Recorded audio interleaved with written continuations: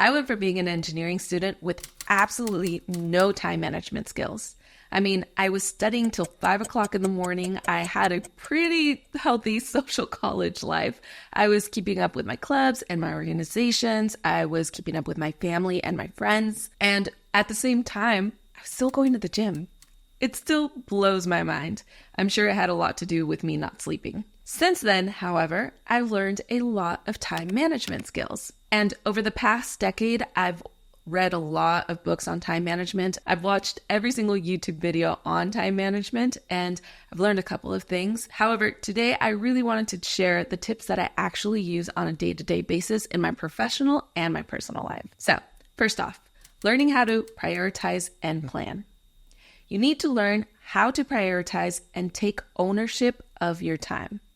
One of the biggest skills you got to develop is learning how to defend how you are going to spend your time and learning how to say no. Once I know exactly what my priorities are, I like to schedule out my months and weeks based on those priorities. I even like to plan out my rest time and the time that I'm going to spend with my friends and family. I think it sounds a little silly, but sometimes I even time block the times that I know that I want to do nothing or that I can decide in that moment what I want to do. So yes, there's not a lot of room for spontaneity in my schedule. However, it really depends on the phase of life that I'm in. If I'm trying to accomplish a certain goal, I'm much more strict with my time. Next tip, not a super innovative one, but maintain a calendar or a planner. For me, I love maintaining a physical planner.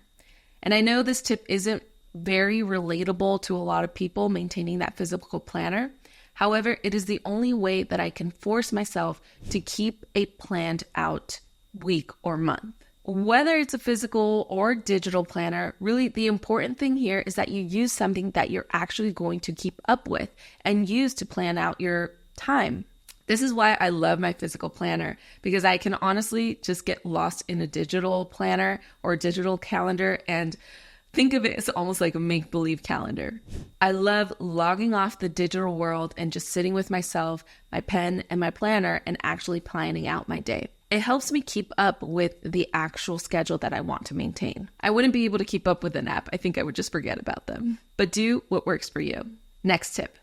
I think there's a trendy name for this now. It's like task stacking, something like that. It's essentially just doing something at the same time as you're doing something else. But don't confuse it with multitasking. It's usually a combination of a task that doesn't require any brain power with a task that requires a lot of brain power or some brain power. For example, I've gotten into the habit of reading books while I'm walking on the treadmill. That's actually helped me read at least 3 books this year. I also love to catch up with my friends on this app we use called Marco Polo, where we leave vlogs for each other, catching each other up on our day-to-day lives. And I like to do this while I'm on my commute or I'm doing my makeup and getting ready and just talking to my friends.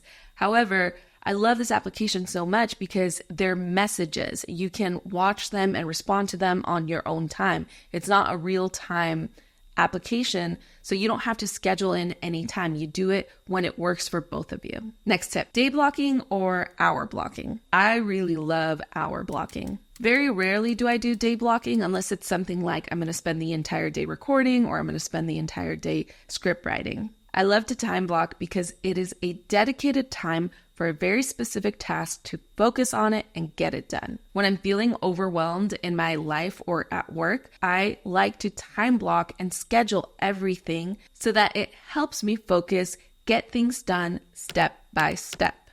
And I know that, a specific task that I'm worried about is scheduled to be completed at a specific hour. So it really helps me focus rather than continuously worrying about everything that I need to do without actually doing it. Next tip, schedule self-care and rest. I said this before, but I'm going to say it again. Schedule your rest and self-care like it's another meeting. The big thing about time management is managing yourself to avoid burnout. You cannot maintain a disciplined schedule when you are burnt out. So make sure you know yourself well enough to be able to manage your recovery time so you don't get yourself to that point. That's why it's so important to schedule that self-care in your time management and in your planner. Next tip, delegate, outsource. You can do this creatively. for your professional and your personal life. I like to calculate out the dollar amount that I think an hour of my time is worth, and then recognize the tasks that I actually find stressful and hard to get to every single week. And those are the tasks that I actually want to delegate. For example, I love delegating my house cleaning. I schedule it every 2 to 3 weeks. I know that it takes me 8 hours. It takes me an entire weekend to deep clean my house, while it takes my house cleaner an hour and a half, and they do a much better job. This was such an obvious benefit for me, and it definitely balances out in terms of cost. Next tip, acknowledge your screen time and the time-sucking activities that are not productive. I think I was in denial about how much screen time I was actually consuming. I had to get that app that breaks it out for you, and it was not good. I had to be real with myself about where my time was actually going. Having that app that really laid it out for me would prevent me from actually being able to have those excuses of, I don't have any time, I can't get that done because I'm so busy. When in reality, I was spending 2 to 3 hours a day just on screen time. We have to acknowledge that even resting and, going for a walk, things where you're actually resting, is better than screen time. So my last tip is to be honest with yourself. Figure out those activities, maybe it's not screen time for you, maybe it's something else, that are actually a black hole for your time. And, adjust. Maybe you give yourself just 1 hour a day for screen time or that activity. If you want to actually schedule an hour of mindless scrolling like I do, because I do love my scrolling, that's how you would be able to manage your time. All right, that's it. That's everything I had to say about time management. I hope you liked this video. Please like and subscribe it, and I'll see you in the next one. Bye, everyone.